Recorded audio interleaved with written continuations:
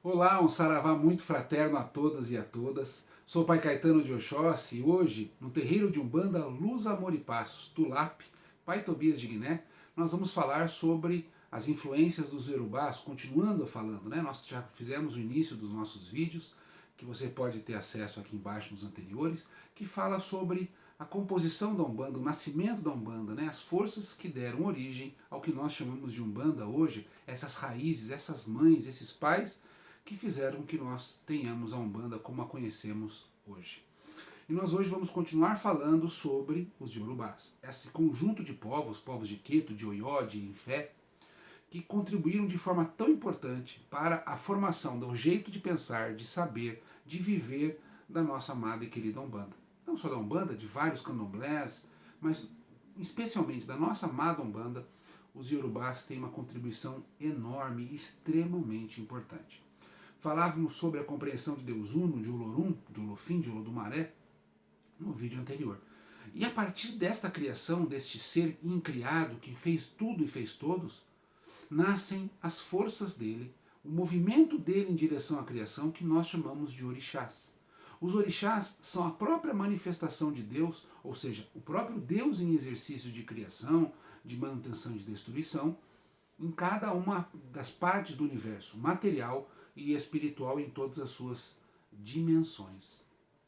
E para isso nós precisamos entender e compreender que Oxóssi, Oxangô, Ogum, Oxum e Iemanjá nascem deste continente africano, nascem da compreensão dos Yorubás, que é um povo, ou são povos, que habitam uma região determinada na África. Não existe a África inteira, mas uma regiãozinha, como nós falávamos, que fica hoje perto da República do Benin, perto da Nigéria, do Togo, uma região de Serra Leoa e naquelas imediações. Este povo nos traz a ideia e a compreensão de que Deus tem qualidades, aspectos de Deus que eles dividiram para compreender este Deus uno e eles chamavam de orixás. Então aquele Deus que conforta, que ampara, o Deus que traz para o colo e fala calma, tudo vai dar certo, eles deram um nome para essa ação divina e deram esse nome de uma mulher chamada Oxum. E eles falam assim, né? Quando nós falamos Saravá, nossa mãe Oxum, a gente grita Ora Ieieu, ou a gente fez uma abreviação, né? A Ieiê, que na verdade é Ora Ieieu, que significa salve a benevolente mãezinha. Olha que coisa carinhosa e ao mesmo tempo remete a esta África, remete aos Yorubás. E são eles que nos dão a compreensão de quem é Oxum, quem é Oxóssi, quem é Oxalá, e aí a gente poderia falar de todos os orixás. São frutos desta cultura, desta religiosidade dos Yorubás.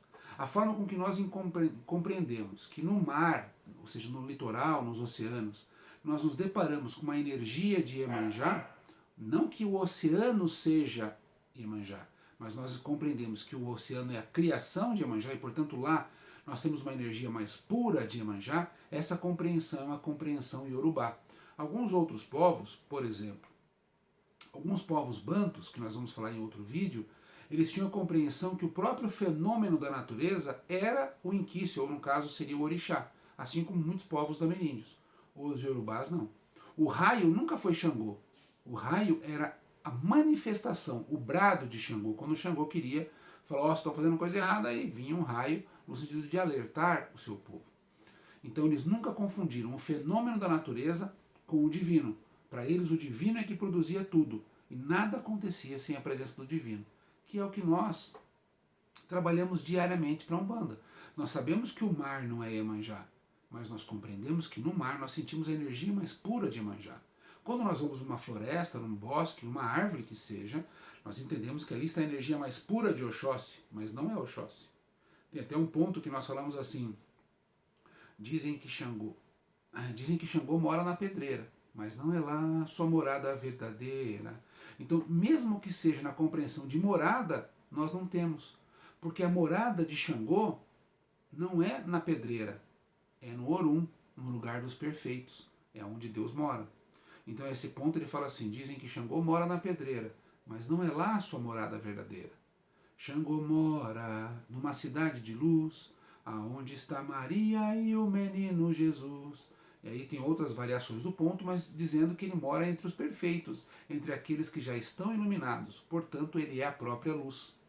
Essa compreensão vem dos povos iorubás. Não é uma compreensão criada pela Umbanda e também não é herdada pelo cristianismo. Ela é uma compreensão muito antiga, de milhares e milhares de anos, que transcende o tempo do Annus Domini, do ano do cristianismo, porque ela é anterior a 3 a 4 mil anos atrás. Essa compreensão vem dos iorubás e permeia a nossa forma de entender e compreender que Xangô, podemos sentir Xangô nas montanhas, nas pedreiras, nas serras, nas cachoeiras, nas pedras, mas nós sabemos que não é a sua morada. Xangô mora em todo lugar, porque Xangô está na minha cabeça, está na sua cabeça, porque ele é o dono das coroas. E entender isso é uma herança dos povos iorubás. Nós temos essa compreensão herdada desses nossos antepassados e ancestrais negros e negras.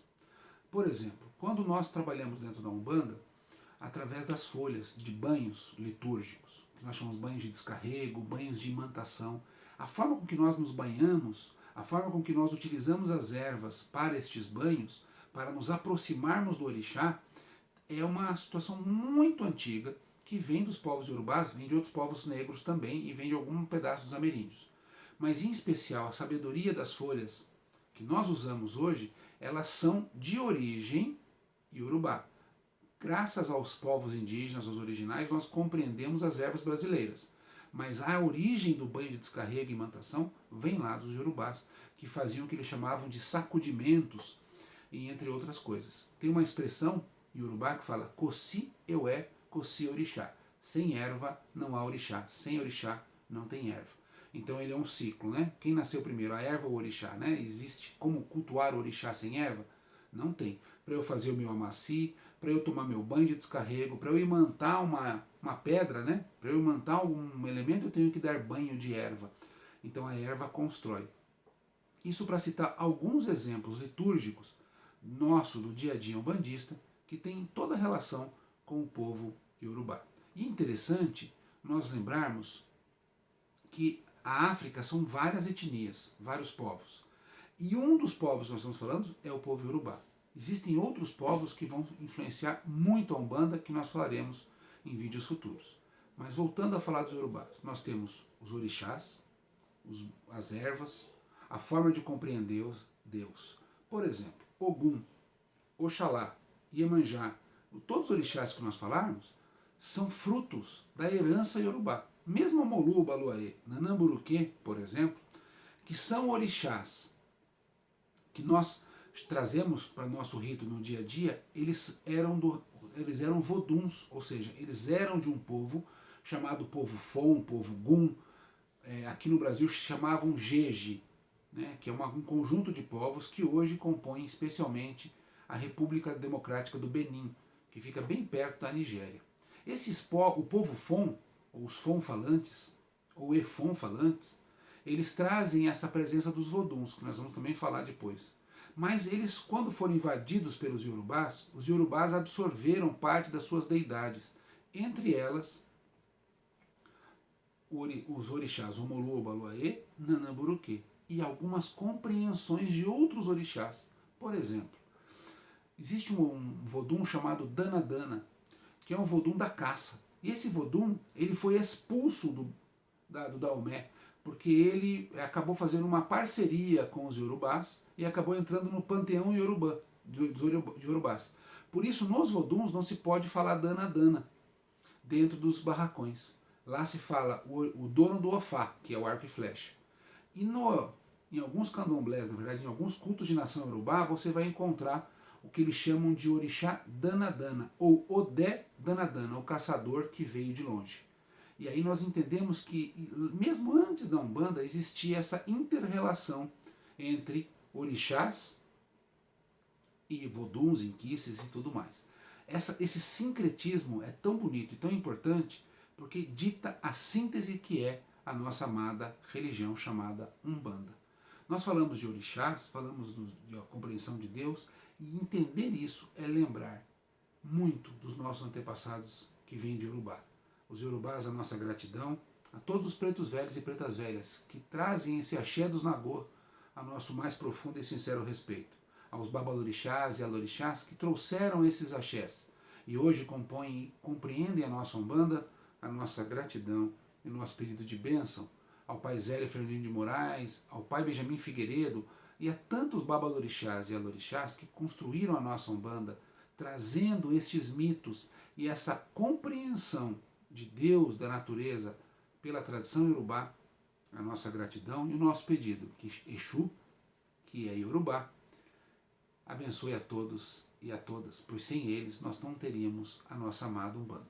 E para finalizar, eu poderia continuar dizendo muitas coisas sobre os iorubás, mas para que a gente não se alongue muito, nós temos que falar dos povos Fon, dos Bantus, etc. Eu não posso deixar de falar sobre Exu. A compreensão de Exu, especialmente como nós estamos compreendendo agora, no século XXI, no terceiro milênio, é uma herança dos Nagô, é uma herança do povo iorubá.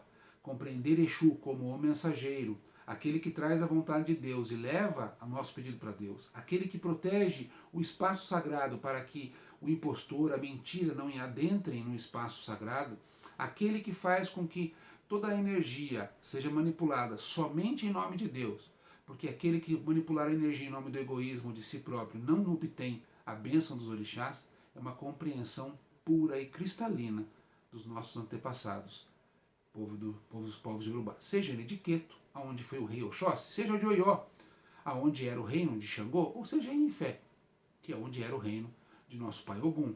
Em cada uma das cidades haviam orixás. E esses orixás, quando chegaram no Brasil, eles tinham naturezas parecidas.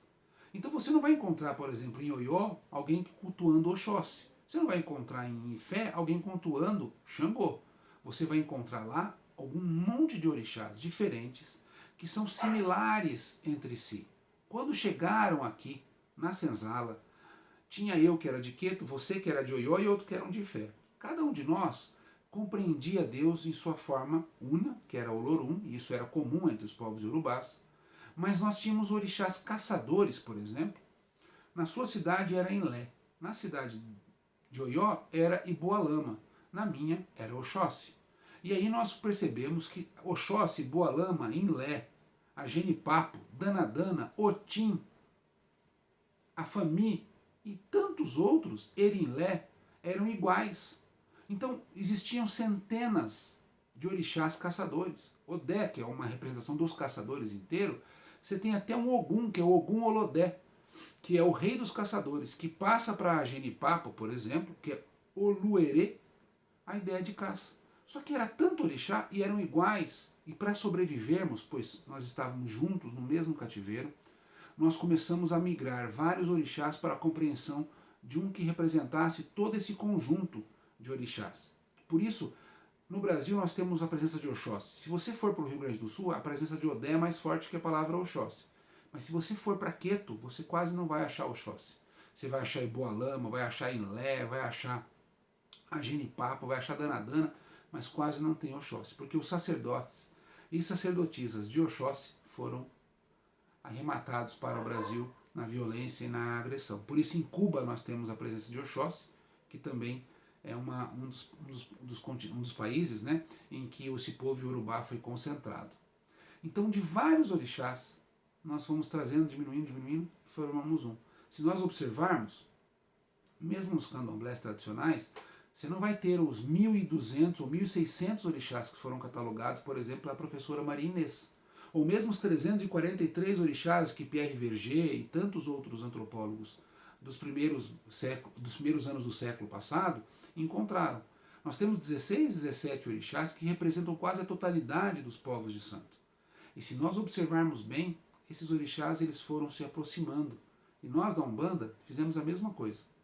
Então, tem uma música popular brasileira que eu gosto muito, que Mariana de Castro, Aline Calisto, por exemplo, canta. É em Bualama, é em Lé, que Oxum levou para o rio, nasceu Logonedé, que canta para Oxóssi, é um canto de Oxóssi. É em Bualama, é em Lé, que na verdade lá atrás eram orixás diferentes, e aqui acabaram por virar sinônimos. Oxalá é um exemplo, Oxaguian, o Batalá, o Doduá, Oxaguian, o Xalufã, o Batalá, o Doduá são um conjunto de orixás Funfun, que são orixás brancos, que aqui ganharam o nome de Oxalá. E você sabe por que Oxalá? Vamos falar quando falarmos da influência dos muçulmanos na nossa amada Umbanda.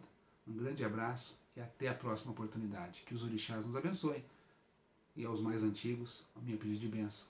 E aqueles que trouxeram esses mitos para a Umbanda, a minha gratidão eterna. Sem os senhores e sem as senhoras, o que seria do nosso caminho? Axé e até a próxima oportunidade.